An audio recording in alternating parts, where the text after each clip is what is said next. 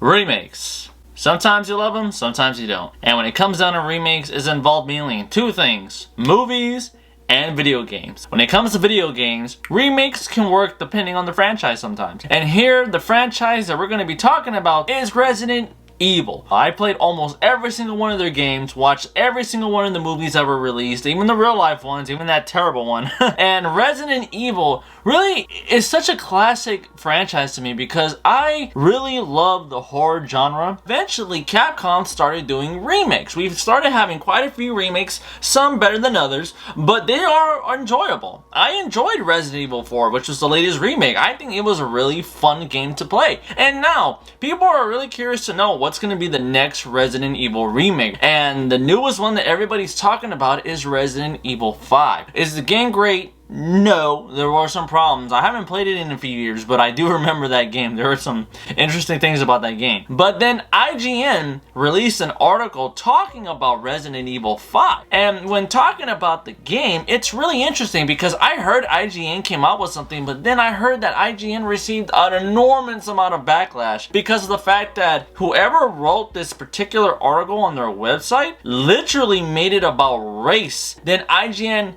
received a lot of criticism for this, making it come off incredibly woke when that's not what the video game should have been about. They even released a YouTube video going in depth talking about the argument that they were stating about this whole situation about it being a white man in Africa supposedly shooting black zombies in Africa. And then it got so much criticism and it got downvoted so much that they even turned off the comment section of their video. I couldn't believe it. I was like, did they really make a game about zombies and took it away and turned it into a thing about race? Are you kidding me, IGN? Are you serious? The Resident Evil game that can't be remade, it's time to rewrite, not remake. So out of all the other Resident Evil games, it's cool to remake them, but for this one, we have to literally make it basically a whole new game. It can't be the same, even though it would defeat the purpose of it being a remake. I'm going down to this particular part of the article. Everything else is just random IGN talk. But then here, this is the part where it really angered a lot of fans. Okay, here we go. Remakes can, of course, completely redefine the structure of their source material. Final Fantasy VII Rebirth, for an example, is a recognizably an updated version of the classic RPG, but its world design and gameplay mechanics are a world apart from the 1997 original. And so you could argue that Resident Evil 5 is actually the Resident Evil most in need of a remake. Why? A whole new environmental structure and scenario design that resides in the action and dials up the horror will bring in line with Capcom's other remakes. But all of this doesn't account for Resident Evil 5's most notorious problem: racism. Oh my gosh, they actually put that in there. Don't mention gameplay, don't mention graphics, don't mention certain mechanics of the game. Maybe the story could be updated a little bit. No, its biggest problem is racism. Set in a fictional West African country, Resident Evil 5's primary antagonists are black people. Yes, technically it's the Ouroboros virus that protagonist Chris Redfield is fighting, but the parasite host is depicted as a nation of mobs and primitives who are violent even before their infection. That is absolutely not true. Intentionally or not, Resident Evil 5 positions Africa as the dark continent, an uncivilized world harboring a diseased population that needs gunning down via Western intervention in the name of global security.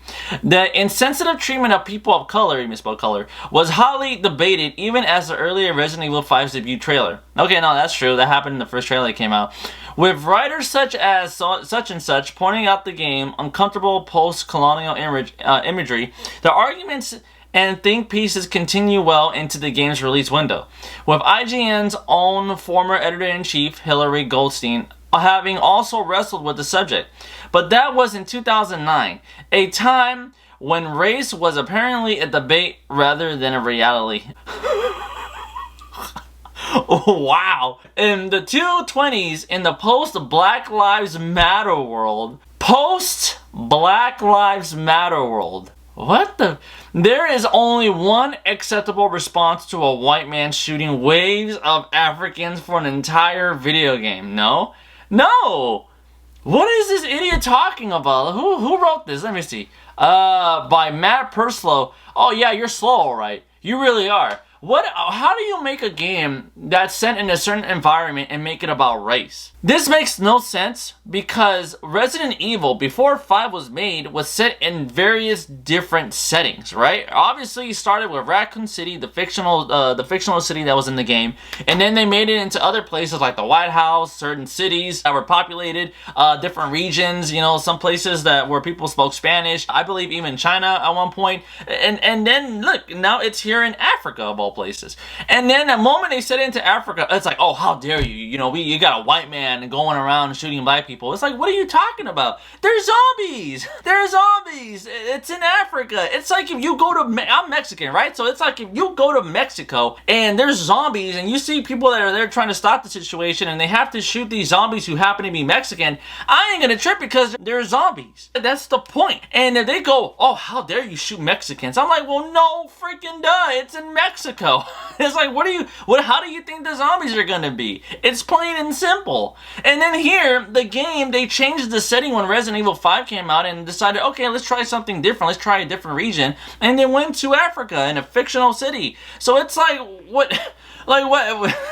It's writers like this that gets on my nerves because they turn an old game and make it about something else when it's clearly not about that. Here's how you talk about a video game, right? Resident Evil 5, when it came out, alright, was it a great game? No. Why? It wasn't because of its story, even though that could be improved. It wasn't mainly because of the fact of where it took place, but because of its mechanics at times. Resident Evil 5, one thing that a lot of people hate about the game is its AI. Its AI is a moron. There were so many times where I was playing the game and I was looking to my AR partner, it didn't matter which character you were playing, and it would just stand there. It didn't fire, it didn't help me out, it didn't do anything, it just stood there so many times. So unless you were playing with somebody online, the character would do nothing. It was so freaking annoying. I remember that. I hated that. So a lot of people enjoy the game mainly because they were playing with somebody online over people that they knew, right? It was a co-op game. And one thing about Resident Evil 5 that I also didn't like was its gameplay a little bit. I didn't like how you would have to walk to a certain area, stop, and then you could fire your gun. There are so many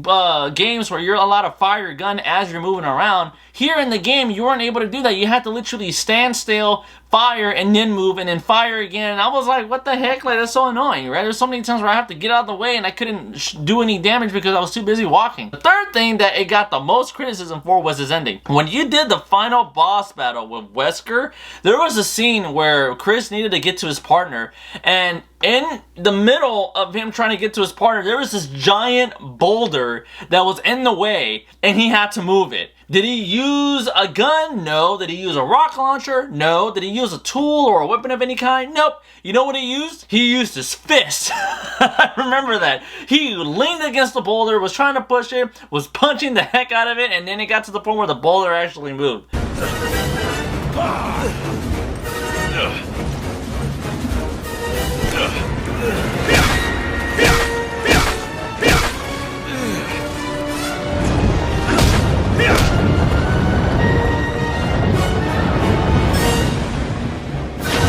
We literally defy the law of physics here, and he moved the boulder with his bare fists, okay? Like, he didn't need anything other. He just pushed this massive boulder out of the way because of determination, I guess. Stuff like that makes sense. And instead of IGN going into depths of talking about that, you make it about something else that is not. It's YouTubers out there who are black that are even saying that they're not tripping about this. They're just like, what are you talking about? Like, I don't care about that. I just want the game to be fun. Like, it makes sense. It's set in this region, so why not? Like, even they're not complaining about it. So it just goes to show that when you go woke, you are most certainly gonna go broke.